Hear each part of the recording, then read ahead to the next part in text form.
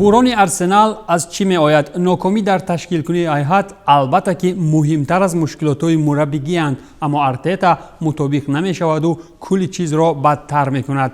Ҷадвал дурӯғ намегӯяд ва сатҳи бозии Арсенал ба мисоли бозии дастаи шашгонаи поёнӣ аст. Ба кулли шумо салом дӯстони азиз. Имрӯз аслан ба хотири суҳбатот дар мавриди мушкили мавсимии бошгоҳи Арсенал аз трансферҳои тобистон анҷомшудаи ин тим ҳам хоҳем гуфт. пеш аз оне ки аз буҳрони сарду сангини мавсимии имсолаи Арсенал сухан кушоем, бояд ёдоварӣ аз он кард ки тими Стейн Краенке дар тобистон чӣ амалҳои трансфериеро анҷом дода буд. дар тобистони трансферӣ нахуст Эмилиано Мартинес бар ивази 17,140 миллион евро ба Астон Вилла фурӯхта шуд. Генрих Мхитарян бепул ба Рома рафт. Матео Гиндузи ба Гертаи Берлин ба иҷора дода шуд. Лукас Торейра ба иҷора ба Атлетико Мадрид. Муҳаммад Элнени аз Бешикташ аз иҷора бозгашт намуд. аз Сент-Этьен бошад Вилliam Салиба бозгашт ба Арсенал кард. дар харидориҳо бошад Виллиан аз Челси бепул омад. Седрик Суареш аз Саутгемптон низ бидуни пардохт. Рунар Рунарсон бар ивази 2 миллион евро аз Дижон. Пабло Мари аз Фламенго бар ивази 8 миллион евро. Габриэл Магальяес бар ивази 26 миллион евро аз Лил. ва ахиран гаронарзиштарин харидкунии Арсенал Томас Парти бо арзиши 50 миллион евро аз Атлетико Мадрид ба даст оварда шуд.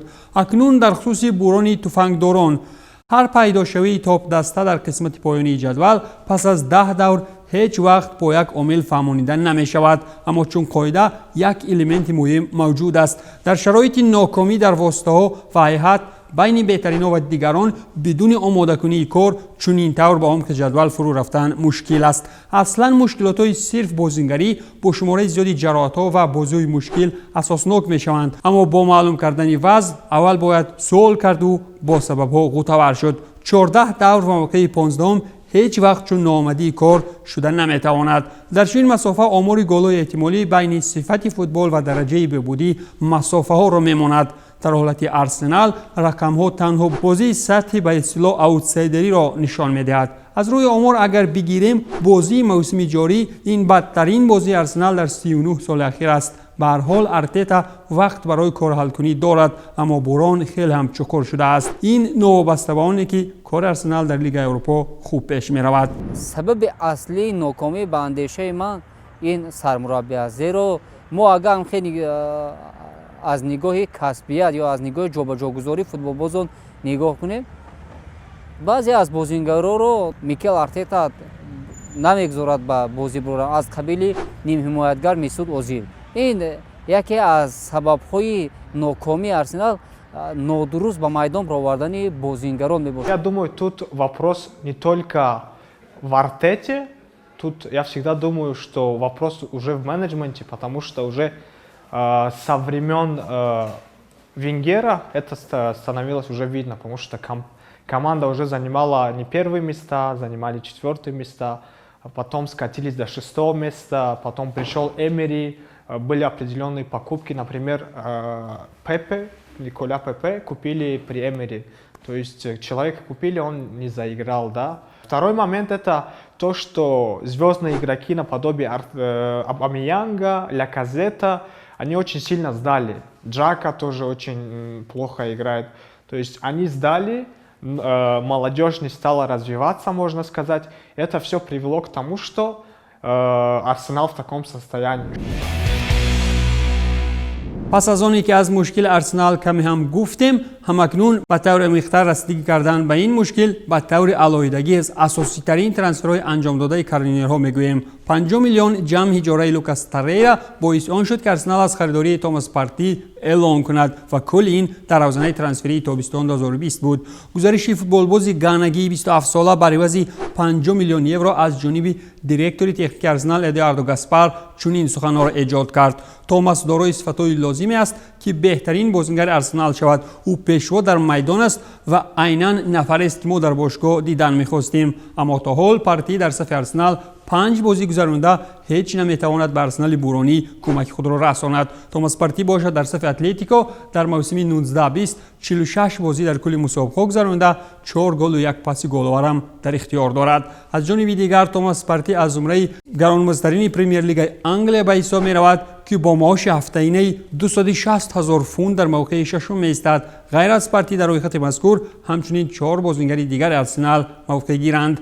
در میدان باشد پارتی تا حال برای ارسنال تنها با جراحت‌هایش معلوم است و از 5 میلیون مصرف شده میتوان تنها با حسرت به یاد آورد. Я вначале думал, что это плохой трансфер, но когда партии начал играть, я понял, что в принципе эти деньги, которые были даны за него, то есть это того стоит, потому что если вы помните сезон 2004-2005 года, когда был сезон непобедимых, там были очень сильные игроки, но там играл Патрик Виейра.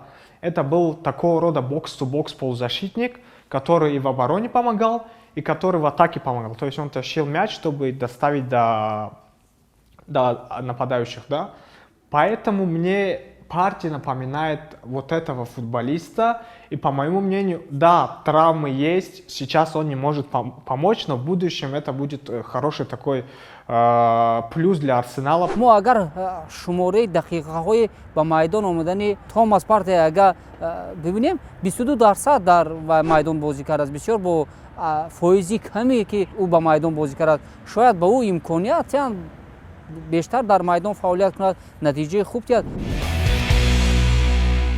احتمالاً نخستین خریداری ارسنال در تابستان این نیم حمایتگر برزیلی ویلیان گردید. نفری که مهلت شرطنامه‌اش با چلسی به انجام رسید. بیشتر مخلصان از این نوید از اول ناراحت بودند، اما از جانبی دیگر به دسته یکی از بازیگران بهترین اشرافزاده آمد و آن هم به پول که البته 32 سال دارد. علاوه بر این ویلیان به کمشوی معاش هم راضی شده است. در صف ارسنال بحرانی باشد تا حال در 12 بازی 3 پاس گل‌آور در آمار دارد و بدون یگان گل از میدان بیرون شده است. شما فکر میکنید که راهبری دسته چلسی ویلیانро بدون شک و شبهه جوابش دادن؟ البته نه. هنرنمایی او را دیده، کارنمایی او را در میدان دیده، با اون نخواستند بار دیگر شرطنامه بندن. درست؟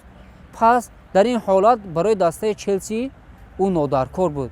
اگر مقایسه گذاری کنیم دسته چلسی را با دسته ارسنال، اینها قریب که در یک زینه می‌ایستند. Мы надеялись, что Вильян будет показывать такую же игру, как в Челси, но наверное, его время тоже постепенно уходит. Плюс для Арсенала заключался в том, что человек приобретался бесплатно. Да, наверное, не было возможности за какие-то деньги дополнительные купить, другого футболиста. Все деньги ушли на партии, даже на Ауара не хватило денег. Это дополнительная помощь. В любом случае, Вильян сдал, но в любом случае это хорошая помощь атаке Арсенала. Он, да, не играет на том уровне, на котором он играл в Челси, но в любом случае, я думаю, когда вот уже игроки привыкнут друг к другу, постепенно это будет приносить пользу. خریداری دیگری تابستانی ارسنال این ترانسفری پررای پابلو ماری بود. برای این اسپانی نخست به خاطر اجاره 1.5 ساله 425 میلیون پوند استرلینگ به تیم فلامنگو پرداخت شده بود. این بازیگر 27 ساله در موسم فعلی نیز با وجود جراحت‌ها تنها 2 مرتبه به میدان برآمده است و هیچ عمل نتیجه بخش هم در آمار ندارد. ولی بر زمین راهبریت ارسنال 8 میلیون صرف نمود تا که سابق بازیگر فلامنگو را پس از انجام اجاره خودی کنند. Немножко не понимаю вот эти две покупки, да, Суареша и Пабло Мари, то есть они, по сути, пришли как свободные агенты тоже, когда у них контракт закончился. Вначале они в аренде были. Пабло Мари, он, когда начал играть, в принципе, он подавал какие-то надежды, потому что вот до того, как он травмировался, в принципе, он хорошо сыграл. Вот в том матче с Манчестер Сити, пока его не заменили после травмы, игра хорошо шла. То есть нужен был какой-то защитник, который мог бы дать той уверенности Арсеналу, который мог бы первый пас давать, который есть у Пабло Мари, и надежно в обороне играть. Почему сейчас мы так относимся к этому трансферу, что зачем мы его покупали, это то, что травмы.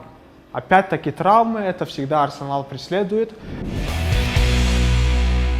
احتمالاً عیناً بازی پربراری گابریل در لیگ قهرمان‌های موسم قبلی اصلاً در بازی بر مقابل چلسی توجه ارسنال را نسبت این نیم حمایتگر بیشتر کرد. تمرکز کنی دقت نسبت این نیم حمایتگر از دوران نخست باوری بخش به چشم رسید، با امید آن که این برزیلی از جانب هموطنانش دیوید لوئیس و ویلیان در راه مطابق شوی در تیم نو کمک دسترس خواهد نمود. هرچند که کار چنین طور پیشگویی میشد، اما گابریل در اروپا چی در لیل و چی در تروآ و چی در دیناموی زاگرب از سالهای نخست درخشش نشان نداد و در آرسنال هم تا حال چنین است. کمان در کم برای مطابق شوی پورای گابریل 6 ماه ضرور است که آن هم پس سر شد، ولی در همین حال میکل ارتتا باید که در فرصت‌های بعدی در این سمت رسیدگی کند، اگر که البته خود وظیفه را خالی نکند. Несмотря на то, что Арсенал начал скатываться, да, вниз, Габриэль показывал реально очень хорошую игру. Я еще раз упомяну то, что Арсенала не хватало надежности. Вот Габи хоть какую-то вот надежность привнес в Арсенал. Понятно, что он в последнем туре красную получил, и это немножко негативный момент, но сейчас один из тех игроков, которые показывают надежную игру, это и есть Габриэль. Почему он тоже немножко сдал последнее время? Это потому что весь Арсенал сдал. бандешаи ман то ондаме ки микел артета сармураббии дастаи арсенал боқӣ мемонад, ин васф чунин рафта мегирад. барои наҷоти дастаи арсенал айни ҳол мураббӣ лозим аст. پس از انجام اندک تحلیل در خصوص وضع فعلی آرسنال و موقع نسبتاً ناخولی تفنگداران در جدول پرمیر لیگ انگلیا، میتوان گفت که در روزانه زمستانه ترانسفری نوبسته به بحران‌های پاندمیایی در صف دسته از امیریتس تغییرات‌های چشمرس کادری را باید که عملی نمود. این بود انجام برنامه ترانسفر در عمل. تنسیت بمانید.